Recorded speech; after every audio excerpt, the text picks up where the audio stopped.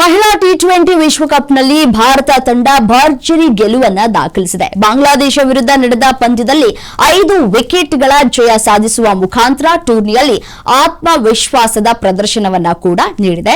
ನೋಡಿ, ಮಹಿಳಾ ಟಿ20 ವಿಶ್ವಕಪ್ ಪಂದ್ಯಾವಳಿಯ 23ನೇ ಪಂದ್ಯದಲ್ಲಿ ಬಾಂಗ್ಲಾದೇಶ ವಿರುದ್ಧ ಭಾರತ 5 ವಿಕೆಟ್ಗಳ ಭರ್ಜರಿ ಗೆಲುವನ್ನ ಸಾಧಿಸಿದೆ.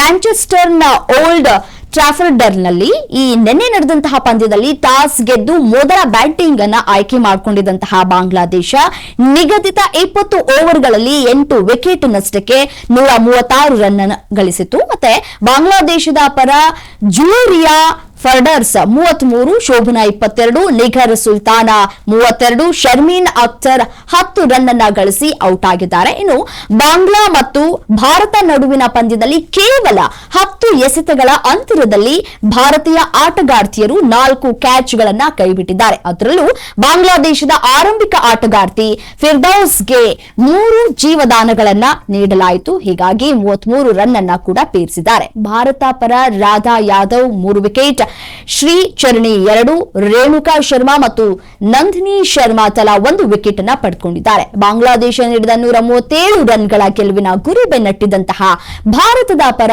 ಸ್ಮೃತಿ ಮಂಧಾನ ಕೇವಲ 8 ರನ್ ಅನ್ನ ಗಳಿಸಿ ಕ್ಯಾಚ್ ನೀಡಿ ನಿರ್ಗಮನವನ್ನ ಮಾಡಿದ್ರು. ಮತ್ತೆ ಬಳಿಕ ಅಮೋಘ ಪ್ರದರ್ಶನವನ್ನ ನೀಡಿದಂತಹ ಶಫಾಲಿ ವರ್ಮಾ 34 ಎಸೆತಗಳಲ್ಲಿ 53 ರನ್ ಅನ್ನ ಗಳಿಸಿದ್ರು.